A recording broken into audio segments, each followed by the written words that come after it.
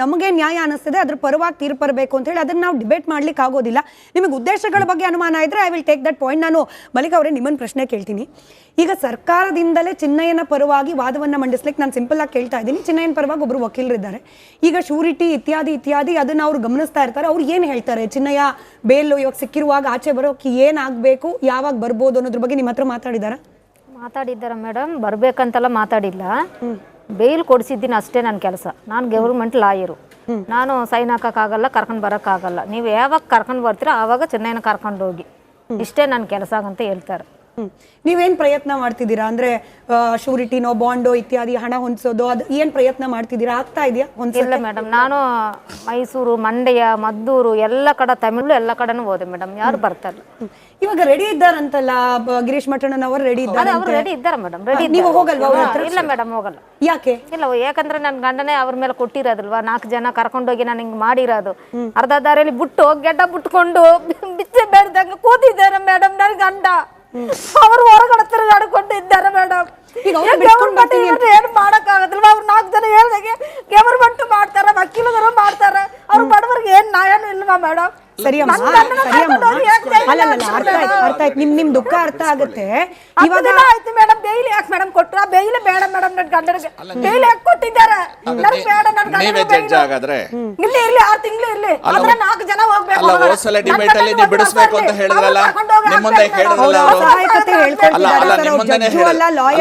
ನಿಮ್ಮ ಮುಂದೆ ಹೇಳಿದ್ರು ಯಾರು ಬಿಡಿಸೋರಿಲ್ಲ ಅಂತ. ಅವ್ರು ಯಾಕೆ ಬೇಡ ಅಂತಿದ್ದಾರೆ ಅಂದ್ರೆ ಕೊಟ್ಟ ಮೇಲೆ ಸಹಾಯಕ್ಕೆ ಯಾರು ಅವ್ರು ಎಷ್ಟು ಕಷ್ಟದಲ್ಲಿರುವಾಗ ನಿಮ್ಮ ಅಭಿಪ್ರಾಯ ಅವ್ರು ಸಹಾಯ ಮಾಡ್ಬೇಕು, ನಮ್ಮ ಅಭಿಪ್ರಾಯ ನಾವು ಸಹಾಯ ಮಾಡ್ಬೇಕು. ಅವ್ರು ಬೇಡ ಅಂದಾಗ ನಾವೇನ್ ಮಾಡಕ್ಕಾಗುತ್ತೆ?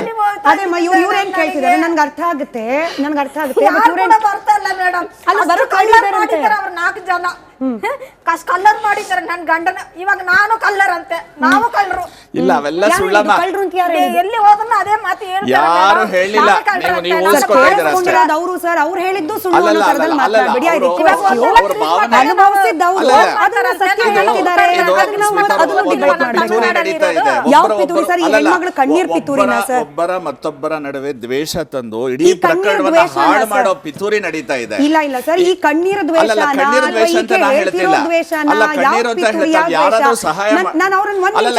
ಸಹಾಯ ಮಾಡ್ತೀವಿ ಅಂತ ಹೇಳಿದಾಗ ಅವ್ರು ಒಪ್ಕೊಳ್ತಿಲ್ಲ ಅಂದ್ರೆ ಅವ್ರ ಮನಸ್ಸಲ್ಲಿ ಪೂರ್ವ ಪ್ರಶ್ನೆ ಕೇಳ್ತೀನಿ.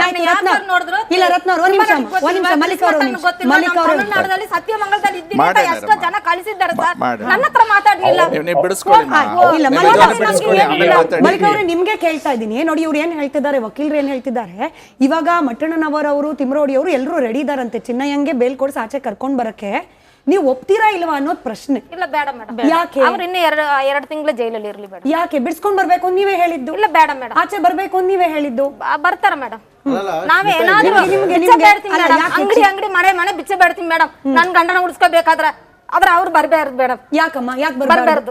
ತಮ್ಮ ಬರ್ಬೇಕು ಆಚೆ ಅಂತ ಕರ್ಕೊಂಡ್ಬಂದು ಅವರೇ ಸಾಯಿಸ್ಬಿಟ್ಟು ಒಬ್ರು ಮಾತಾಡಿ, ಒಬ್ರು ನೀವು ಮಾತಾಡಿ.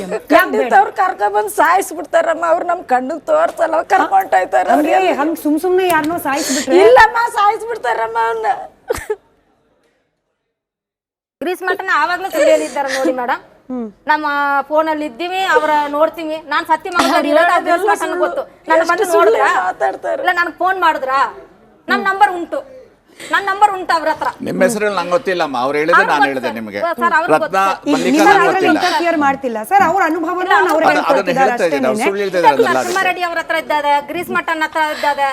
ಯಾವ ಲೇಡೀಸ್ ಎಲ್ಲ ಹೊರಗಡೆ ತಗೊಳ್ಳಿ, ಆಮೇಲೆ ಏನ್ ಬೇಕೋ ಹೋರಾಟ ಮಾಡ್ಕೊಳ್ಳಿ. ಒಂದು ಫೋನ್ ಕೂಡ ಬರ್ನಿಲ್ಲ ಸರ್. ಯಾಕಂದ್ರೆ ಈ ಕಡೆ ಬಡವರನ್ನ ಕರ್ಕೊಂಡಾಗ ಹಿಂಗೆಲ್ಲ ಮಾಡ್ತಾರೆ. ನೀವು ಹಾಗೆಲ್ಲ ಮಾತಾಡಬಾರ್ದು. ನಾವೆಲ್ಲ ಇದೀವಿ, ನಾವು ರೆಡಿ ಇದೀವಿ ಮಾಡಕ್ಕೆ. ನೀವು ಒಪ್ಕೊಳ್ತಾ ಇಲ್ವಲ್ಲ. ಅವ್ರು ಸಹಾಯ ಬೇಡ ಅಂತಿದ್ದಾರೆ ಸರ್. ನಾವೇನ್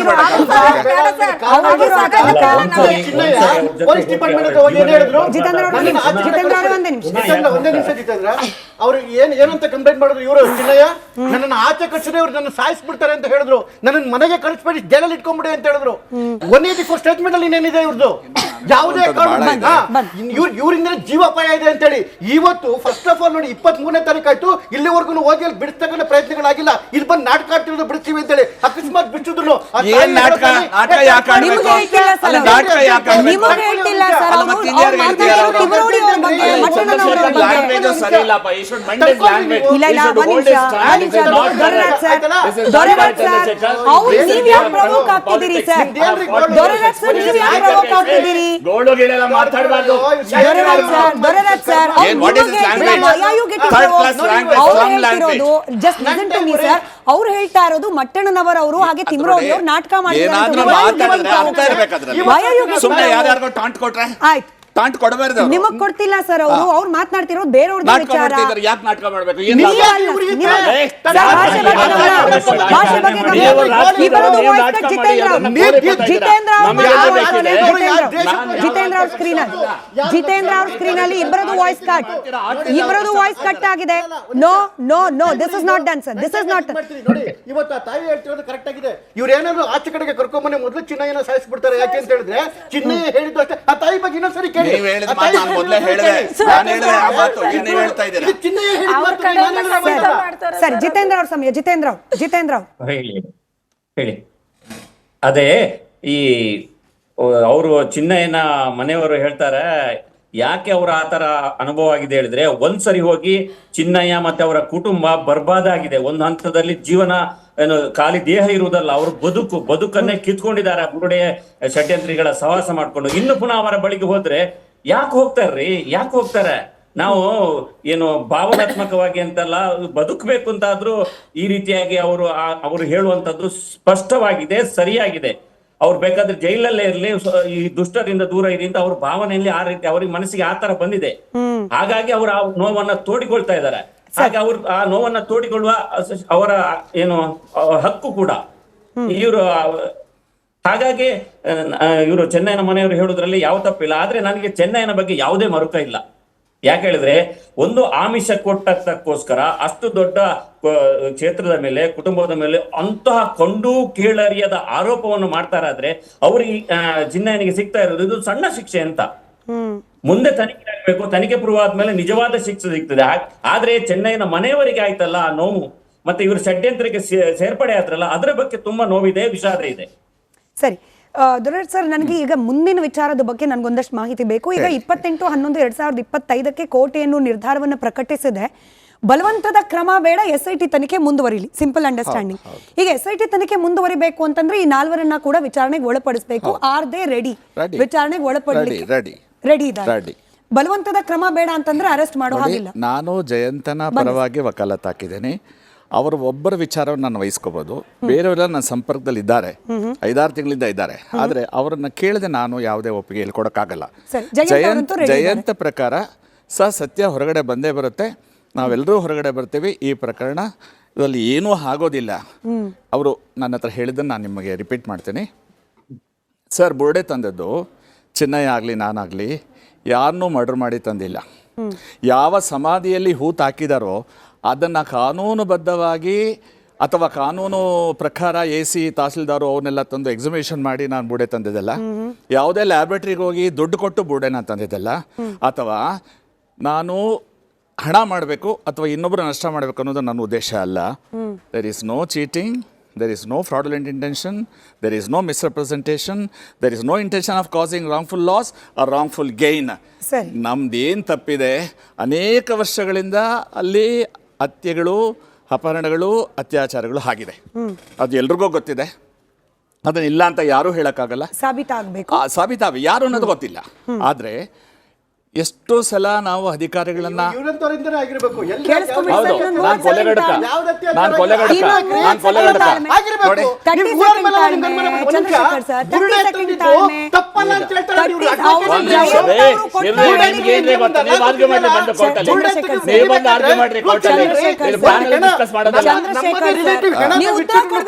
ಪ್ರಶ್ನೆ ಇದೆ, ದಯಮಾಡಿ ಜಯಂತ್ ಅವ್ರು ಏನ್ ಹೇಳಿದ್ರು ಅದನ್ನ ರಿಪೀಟ್ ಮಾಡಿ. ಕಕ್ಷಿದಾರ ನಂಗೆ ಏನು ಹೇಳಿದಾನೆ, ಸ್ಮಿತಾ ಹೇಳಿದ್ರೆ ನಾನು ರಿಪೀಟ್ ಮಾಡ್ತಾ ಇದ್ದೇನೆ. ಸ್ಮಿತಾ ಅವ್ರಿಗೋಸ್ಕರ ಹೇಳ್ತಾ, ನಿಮಗೋಸ್ಕರ ಹೇಳ್ತಾ ಇಲ್ಲ ನಾನು. ಆಮೇಲೆ ಇಷ್ಟೆಲ್ಲ ಆದಮೇಲೆ ಅನೇಕ ವರ್ಷಗಳಲ್ಲಿ ನಡೆದಿರ್ತಕ್ಕಂಥ ಅಪರಾಧಗಳನ್ನು ನಾವು ತನಿಖೆ ಮಾಡಬೇಕು. ನನ್ನ ಹತ್ಯೆಯ ಕಡೆಯ ಪದ್ಮಲತಾ ಸಹ ಅಪಹರಣ, ಅತ್ಯಾಚಾರ, ಕೊಲೆಗೆ ಒಳಗಾಗಿದ್ದಾಳೆ. ಏನೂ ಕ್ರಮ ಆಗಿಲ್ಲ. ಅಧಿಕಾರಿಗಳನ್ನು, ನ್ಯಾಯಾಲಯವನ್ನು, ಸಂಬಂಧಪಟ್ಟವರಿಗೆ ಇದು ಮನದಟ್ಟು ಮಾಡಬೇಕು ಅಂತ ಹೇಳಿ ಚಿನ್ನಯ್ಯ ನಾವೆಲ್ಲರೂ ಸೇರಿ ಚೀಲದಲ್ಲಿ ಬಂಗ್ಲೆಗುಡ್ಡಲ್ಲಿ ಇರ್ತಕ್ಕಂಥ ಬುರುಡೆನ ತಗೊಂಡೋಗಿದ್ದು ನಿಜ. ನ್ಯಾಯಾಲಯದ ಗಮನಕ್ಕೆ ತರಕ್ಕೂ ತಗೊಂಡೋದ್ವಿ. ಇದ್ರಲ್ಲಿ ನಮ್ಮ ದುರುದ್ದೇಶ ಇಲ್ಲ. ನಾವು ಕಂಪ್ಲೇಂಟ್ ಕೊಟ್ಟಿದ್ದೇ ತಪ್ಪು, ನಾವು ಬುರುಡೆ ಕೊಟ್ಟಿದ್ದೇ ತಪ್ಪು, ನಾವು ಇದಕ್ಕೆ ಹೋಗಿದ್ದೇ ತಪ್ಪು. ಅದನ್ನ ಈ ಸಂದರ್ಭದಲ್ಲಿ ಮಾತಾಡಕ್ಕಾಗೋದಿಲ್ಲ. ಟೋಟಲಿ ಕೇಸು ನಿಲ್ಲಲ್ಲ. The way in which the case is registered by the SIT, particularly against Chinnaya, that will not survive. That is one point. Secondly, ಇನ್ನೊಂದು ನಿಮಿಷ. ಇಲ್ಲ, 20-25 ವರ್ಷಗಳಿಂದ ಏನೆಲ್ಲ ನಡೆದಿದೆ ಅದರ ಸಂಬಂಧಪಟ್ಟ ವಿಡಿಯೋ ಕ್ಲಿಪ್ಗಳು, ಆಡಿಯೋ ಕ್ಲಿಪ್ಗಳು, ಸಾಕ್ಷಿಗಳು ಹೋಗಿ SIT ಅಲ್ಲಿ ಹೇಳಿದ್ದಾರೆ. ಬರವಣಿಗೆಲ್ಲೂ ಕೊಟ್ಟಿದ್ದಾರೆ. ಹೇಳಿಕೆಗಳು ದಾಖಲಾಗಿದೆ. ಕೆಲವು ಸುಳ್ಳು ಹೇಳಿರ್ಬೋದು, ಕೆಲವು ನಿಜ ಹೇಳಿರ್ಬೋದು. ಅದರ ಬಗ್ಗೆ ಒಂದೇ ಒಂದು ಕ್ರಮ SIT ತಗೊಂಡಿಲ್ಲ. ಒಂದು ಹೇಳಿಕೆಯನ್ನ ಪಡ್ಕೊಂಡಿಲ್ಲ. ಸರ್ಕಾರಿ ಆದೇಶದಲ್ಲಿ ಏನ್ ಹೇಳಿದಾರೋ ಅದನ್ನ ಆದ್ದರಿಂದ ಕೆಲವರಿಗೆ ಇದರಲ್ಲಿ ವಿಶೇಷವಾದ ಆಸಕ್ತಿ ಇದೆ. ಆ ಕೆಲವು ಅಧಿಕಾರಿಗಳನ್ನ ಬದಲಾಯಿಸಬೇಕು ಅಂತ ಹೇಳ್ತಿದ್ದಾರೆ. ಆಯ್ತು ಚಂದ್ರಶೇಖರ್ ಅವರೇ, ಪ್ರಶ್ನೆನೂ ಕೇಳಿಸ್ಕೊಂಬಿಡಿ, ಆಮೇಲೆ ಉತ್ತರ ಕೊಡಿರಂತೆ. ಈಗ ವಕೀಲರೇ ಹೇಳ್ತಿದ್ದಾರೆ ವಿಚಾರಣೆ ಕರೆದ್ರೆ ಹಾಜರಾಗ್ಲಿಕ್ಕೆ ಈಗ ರೆಡಿ ಇದ್ದಾರೆ ಅಂತ ಹೇಳಿ. SIT 28ನೇ ತಾರೀಕೆ ಕೋರ್ಟ್ನಿಂದ ಕ್ಲಿಯರೆನ್ಸ್ ಬಂದ ಮೇಲೂ ಕೂಡ ಈಗಲೂ ಕರೆದಿಲ್ಲ ಅಂತಂದ್ರೆ it is under some pressure ಅನ್ನೋ ಅನುಮಾನ ಸಹಜವಾಗಿ ಯಾರಿಗಾದ್ರೂ ಬಂದೇ ಬರುತ್ತೆ. ಮೊದಲನೇ ಪ್ರಶ್ನೆ, ಇವರೇನು ಹೇಳಿದ್ರು 10 ಅತ್ಯಾಚಾರಗಳು ನಡೆದಿದೆ, ಕೊಲೆ ನಡೆದಿದೆ, ಹಾಗಾಗಿ ಸರಿಯಾಗಿ ನಡೀತಾ ಇಲ್ಲ ಅಂತೇಳಿ ಮತ್ತೆ ಹೇಳಿಗಳ ತರ ಇವರೇ ಯಾಕೆ ಹೋಗಿ ಕೇಸ್ ವಾಪಸ್ ತಗೊಳಕ್ ಹೋದ್ರು? ಯಾಕೆ ವಾಪಸ್ ತಗೊಳಕ್ ಹೋದ್ರು?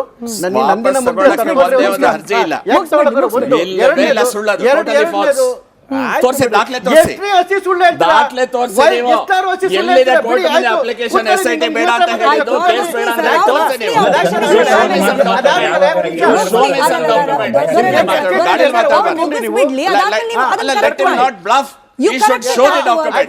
You should show the document. It's his time, sir. ಅವ್ರ ಸಮಯ ಮುಗಿಸ್ಲಿ, ನೀವು ಕರೆಕ್ಟ್ ಮಾಡಿ, ನಾನು ಅವಕಾಶ ಕೊಡ್ತೀನಿ. ಎಷ್ಟು ಸರಿ ನೋಟಿಸ್ ಕೊಟ್ಟಿರೋದು? ಈ ಸರಿ ನವೆಂಬರ್ 27ನೇ ತಾರೀಕು ಮತ್ತೆ 4 ಜನಕ್ಕೆ ನೋಟಿಸ್ ಕೊಟ್ಟಿದೆ. ಯಾಕೆ ಕಳ್ಳರು ಸುಳ್ಳು ತರ ಸುತ್ತಾಡ್ತಿರೋದ್ರಿ? ಯಾಕೆ ಹೋಗಿಲ್ಲ? ಇವತ್ತೆಷ್ಟು ಡೇಟು? 4ನೇ ತಾರೀಕು ಇವತ್ತು. ಯಾಕೆ ಹೋಗಿಲ್ಲ ಎನ್ಕ್ವೈರಿಗೆ? ಇಲ್ಲಿವರೆಗೂ ಇವ್ರು ಯಾವಾಗ ಎನ್ಕ್ವೈರಿಗೆ ಮನೆ ಹತ್ರ ಹೋಗ್ತಾರೆ, ಮನೆ ಒಳಗಡೆ ಇರಲ್ಲಂತೆ. ಈ ಪೊಲೀಸ್ ಹೋಗ್ಬಿಟ್ಟು ಅಲ್ಲಿ ನೋಟಿಸ್ ಅನ್ಸ್ಬಿಟ್ಟು ಬರ್ತಾರಂತೆ. ಊರದೆಲ್ಲ ಬೀಡಾಡಿ ಜನಗಳ ತರ ಓಡಾಡ್ತಿರ್ತಾರೆ. ಯೂಟ್ಯೂಬ್ ಚಾನಲ್ಗೆಲ್ಲ ಬಂದು ಇದನ್ನ ಕೊಡ್ತಾ ಇರ್ತಾರೆ. ಇವ್ರಿಗೆ ಹೋಗಿ ಎನ್ಕ್ವೈರಿ ಮಾಡಕ್, ಒಳಗಡೆ ಹೋಗಿ ಎನ್ಕ್ವೈರಿ ಕೊಡಕ್ಕೂ ಆಗಲ್ಲ. ಈ ಪೊಲೀಸರಿಗೆ ಅವ್ರನ್ನ ಒಂದು ಎಳ್ಕೊಂಡೋಗಿ ಎನ್ಕ್ವೈರಿ ಮಾಡಬೇಕು. ಎನ್ಕ್ವೈರಿಗೆ ಹೋಗ್ಲಿಕ್ಕೆ ಭಯ ಯಾಕೆ? ಸೇಮ್ ಪ್ರಶ್ನೆ ನಿಮ್ಗೆ ಹಾಗೆ ದೊರೆರಾಜ್ ಸರ್ಗೆ. ನೀವು ಮುಗಿಸಿದ್ಮೇಲೆ ದೊರೆರಾಜ್ ಸರ್ ಮಾತಾಡ್ತಾರೆ. ರಾಬರ್ಟ್ ಸರ್, ಎನ್ಕ್ವೈರಿಗೆ ಹೋಗ್ಲಿಕ್ಕೆ ಭಯ ಯಾಕೆ? ಸರಿ, ಈ ಪ್ರಶ್ನೆಯನ್ನು ಈ ಹಿಂದೆ ಕೂಡ ಕೇಳಿದ್ದೀರಿ. ನಾನು ಉತ್ತರ ಕೊಟ್ಟಿದ್ದೆ ಯಾವಾಗ ಕೂಡ. ಬಹುಶಃ ಅದೇ ಉತ್ತರ ನಿನ್ನ ಕೊಡಬೇಕು. ಎನ್ಕ್ವೈರಿಗೆ ಯಾವುದೇ ಭಯ ಇಲ್ಲ. ಎಷ್ಟು ಸಾರಿ ಎನ್ಕ್ವೈರಿಗೆ ಹೋಗಿರೋರು ಹೋಗಿದ್ದಾರೆ, ಎಷ್ಟು ನೋಟಿಸ್ ಕೊಟ್ಟು ಹೋಗಿದ್ದಾರೆ. ಕೊನೆಗೆ ಏನಾಯ್ತು, ಯಾವುದೋ ಹಳಿ ತಪ್ಪಿದ ರೀತಿಯಲ್ಲಿ SIT ಕೆಲಸ ಮಾಡ್ಲಿಕ್ಕೆ ಹೋಗಿ ಇವರ ಮೇಲೇನೆ ಬೆದರಿಕೆ ಹಾಕಿ ಇವರನ್ನು ಹೇಗಾಡು ಶತಾಯ ಗತಾಯ ಕೊಲೆಗಾರನ್ನು ಬಚಾವ್ ಮಾಡುವ ದಿಕ್ಕಿನಲ್ಲಿ ಸಾಗ್ತಾ ಇರ್ಬೇಕಾದ್ರೆ ಸೆಕ್ಷನ್ ಬದಲಾವಣೆ ಮಾಡಿ ಇವರ ಮೇಲೆ ನೋಟಿಸ್ ಕೊಟ್ಟರು. ಆವಾಗ ಅನುಮಾನ ಬಂದವರು ಕೋರ್ಟಿಗೆ ಹೋಗಿರೋದು. ನೋಡಿ, ನಮ್ಗೆ ತೊಂದರೆ ಕೊಡಬೇಡಿ, ಕೊಲೆ ಮಾಡಿದವರು ಯಾರೋ ಬೇರೆಯವರು, ಅತ್ಯಾಚಾರ ಮಾಡಿದವರು ಯಾರು ಬೇರೆಯವರು, ಅವ್ರನ್ನ ನೀವು ಮುಟ್ತಾ ಇಲ್ಲ, ದೂರು ಕೊಟ್ಟವ್ರನ್ನೇ ಹ್ಯಾರಾಸ್ಮೆಂಟ್ ಮಾಡ್ತಿರಲ್ಲ. ಇದು ಪ್ರಶ್ನೆ ಇರುವುದಿಲ್ಲ. ಅಗತ್ಯವಾಗಿ ತಿಳ್ಕೊಳ್ಬೇಕಾದ್ರೆ ಇದು ತನಿಖೆಗೆ ಯಾರದು ಆಕ್ಷೇಪ ಇಲ್ಲ, ಎಲ್ಲರೂ ಸಹಕರಿಸ್ತಾರೆ, ಎಷ್ಟು ದಾಖಲೆ ಎಲ್ಲರನ್ನು ಕೊಡ್ತಾರೆ. ಆದ್ರೆ ಇಲ್ಲಿ ಪದೇ ಪದೇ ಯಾರೋ ಒಬ್ಬ ಪತ್ರಕರ್ತ ಇದ್ದಾರೆ ನಿಮ್ಮಲ್ಲಿ ಜಿತೇಂದ್ರ ಅಂತ ಹೇಳಿ, ಆರೋಪಿ ಅಂದ್ರೆ 100 ಸಲ ಹೇಳಿದ್ರು. ಯಾರು ಆರೋಪಿ ಗೊತ್ತಿಲ್ಲ. ಕೊಲೆ ಮಾಡಿದವನ ಆರೋಪಿಯ, ಅತ್ಯಾಚಾರ ಮಾಡಿದವನ ಆರೋಪಿಯ, ಅದು ದೂರು ಕೊಟ್ಟವನ ಆರೋಪಿಯ. ಜಿತೇಂದ್ರ ಅವರು ಡಿಸೈಡ್ ಮಾಡೋ ಹಾಗಿಲ್ಲ, ರಾಬರ್ಟ್ ಅವರು ಡಿಸೈಡ್ ಮಾಡೋ ಹಾಗಿಲ್ಲ, ಸ್ಮಿತಾ ರಂಗನಾಥ್ ಕೂಡ ಡಿಸೈಡ್ ಮಾಡೋ ಹಾಗಿಲ್ಲ. ಮಾಡಬೇಕಾಗಿರೋದು ಕೋರ್ಟ್ ಅಲ್ವಾ? ಹಾಗಾಗಿ ಆರೋಪಿ ಹೇಳುವಾಗ ಯಾರು ಕೊಲೆ ಮಾಡಿದವನ ಆರೋಪಿ ಅಲ್ಲ,